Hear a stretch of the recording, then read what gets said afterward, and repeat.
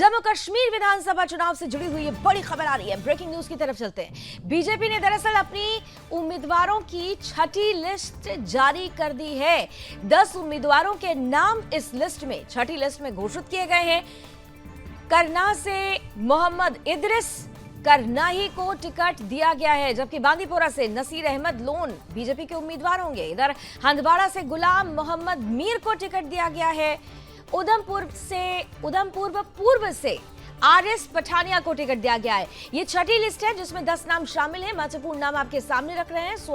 सोनावरी से अब्दुल रशीद खान बीजेपी के उम्मीदवार हैं। इस बार बीजेपी के लिए जम्मू कश्मीर का चुनाव बेहद खास है, क्योंकि धारा 370 के खात्मे के बाद से ये पहला चुनाव है और इसीलिए बीजेपी चुनाव में उम्मीदवारों का चयन करने से पहले एक बड़ी स्क्रूटनी, बड़ा मंथन कर रही है। अब छठी लिस्ट सामने आ चुकी है। इस छठी लिस्ट में 10 नामों को शामिल किया गया है।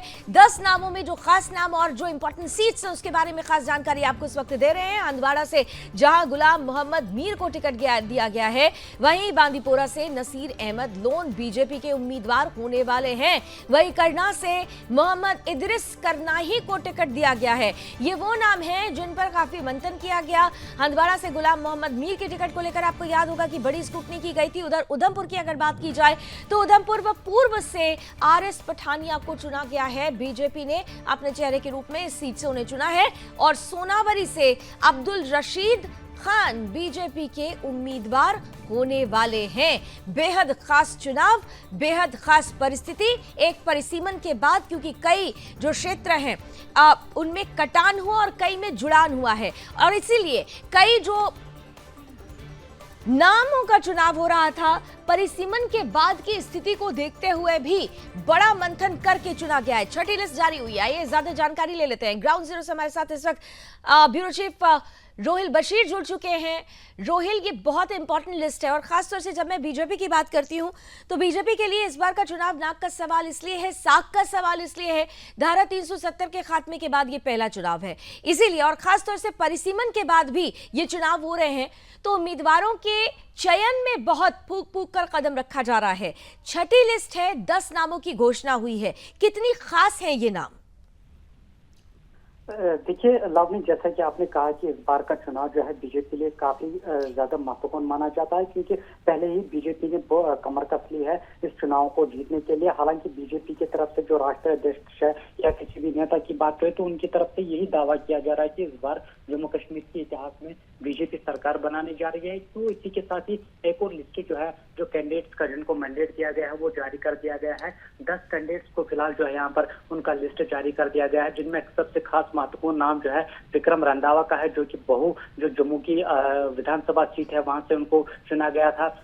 इससे पहले आपको याद होगा कि जिस लिस्ट पर काफी ज्यादा विवाद पैदा हुआ था, जिसमें कहा गया था नेताओं की तरफ से, कार्यकर्ताओं की तरफ से, कि उस लिस्ट में उनको मैंडेट नहीं दिया गया है जिनको हक है। उसके बाद कहीं न कहीं काफी ज्यादा मंथन हुआ, काफी ज्यादा मीटिंगें हुई बीजेपी के अंदर, जिसके बाद कहीं न कहीं इस लिस्ट में जो है पुराने नाम जो है वो जोड़े जा रहे हैं, जिसमें खास तौर पे जो विक्रम रंधावा और राजीव भगत, जो बिस्ना जो एससी सीट है वहां पर उनको जो है ये मैंडेट मिला है। लेकिन कहीं ना कहीं अगर इस चुनाव की बात करें तो बीजेपी इस वक्त लगातार जो है प्रचार करती हुई नजर आ रही है। जो देश के प्रधानमंत्री है, 14 सितंबर को वो जम्मू में एक बहुत बड़ी रैली से जो है संबोधित करने वाले हैं। 2 रैलीज उनकी बताई जा रही है कि जम्मू इलाके में होंगी और साथ ही कश्मीर में एक रैली होगी। और इसके साथ साथ बीजेपी की तरफ से जो स्टार प्रचारक जो है उनका लिस्ट भी जारी हुआ था, जिसमें नितिन गडकरी, जेपी नड्डा जैसे जो बड़े बड़े दिग्गज नेता है। राजनाथ सिंह की बात करें तो वो भी आज राजनाथ सिंह जो है रामबन में एक रैली से जो है वो संबोधित करने वाले हैं। तो इस बीच अगर देखा जाए तो इस विधानसभा चुनाव में 370 के हटाए जाने के बाद जहां हमने देखा कि पूरी तरीके से जो डेमोग्राफी है जम्मू कश्मीर की वो चेंज हो गई है। तो इस वजह से कहीं ना कहीं बीजेपी ने 2019 के बाद जिस तरीके से यहाँ पर विकास में तेजी लाई, हर कोई जो है लोगों की सुविधा जो है उनको वहां पर घरों तक पहुंचाया, तो कहीं ना कहीं इस वजह से ये महत्वपूर्ण जो है चुनाव बीजेपी के लिए माना जा रहा है। लेकिन जरा जल्दी से रोहिल अगर आप बता सकें, क्योंकि इस बार देखिए 2 परिस्थिति है। एक परिस्थिति है कि कांग्रेस और एनसी दोनों मिलकर चुनाव लड़ रहे हैं। दूसरी परिस्थिति, परिसीमन के बाद कुछ इलाकों में कटान हुआ, कुछ में में जुड़ान हुआ है। ऐसे में जब चेहरों का चयन किया जा रहा था, ये दो चैलेंजेस थे, क्योंकि वहां पर चेहरों का चयन इस हिसाब से करना है घाटी के लिहाज से, जो वहां के सबसे ज्यादा स्वीकार्य चेहरे हों। इन चेहरों को लेकर, खासतौर से उधमपुर पूर्व की अगर बात की जाए, इस चेहरे को लेकर बहुत खास मंथन किया गया था। क्या आपको लगता है कि एनसीए और कांग्रेस का जो गठबंधन हो रहा है, उन्होंने जो चेहरे उतारे हैं, उन चेहरों के सामने इन चेहरों की धमक ज्यादा नजर आएगी? देखिए, कहीं ना कहीं अगर हम पिछले इलेक्शन की बात करें, जब लोकसभा इलेक्शन हुआ था, जिसमें बहुमत से जो है यहाँ पर जीत हासिल हुई थी बीजेपी के कैंडिडेट्स की जानिब से, तो उनका उसके बाद यही मानना था कि 370 के हटाने जाने के बाद जो परिस्थितियां जम्मू कश्मीर में बदली है, जो हालात जम्मू कश्मीर में बदले हैं, वो इसका नतीजा है कि बीजेपी ने लगभग लाखों से ज्यादा जो उनके कैंडिडेट्स थे, चाहे जितेंद्र सिंह की बात करें, जुगल किशोर शर्मा की बात करें, जिन्होंने लोकसभा इलेक्शन जीता था, तो जो अब नए नाम जो है इस लिस्ट में जो ऐड कर दिए गए हैं, उनकी भी कहीं ना कहीं काफी ज्यादा पकड़ मानी जा रही है। दूसरी जानब से ऐसे कैंडिडेट्स का लिस्ट में उनको मैंडेट दिया गया है, क्योंकि डेमोग्राफी पूरी तरीके से चेंज हुए है।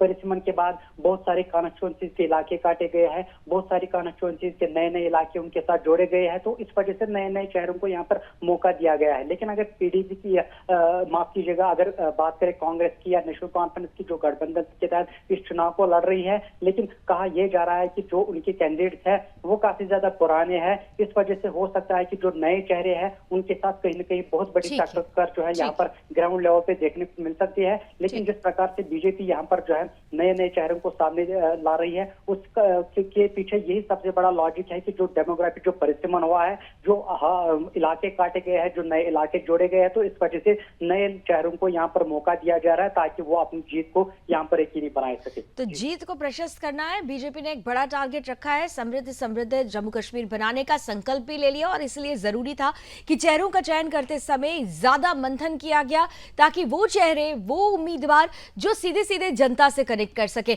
अब छठी लिस्ट जारी हो चुकी है, 10 नाम इसमें शामिल है। क्या कमाल होगा, क्या कमल खिलेगा, ये सब कुछ समय के गर्त में है, लेकिन तस्वीरें उससे पहले बहुत दिलचस्प आ रही हैं, जिस पर हमारी नजर बनी हुई है। Thank you so much Rohail, हमारे साथ जुड़ने के लिए।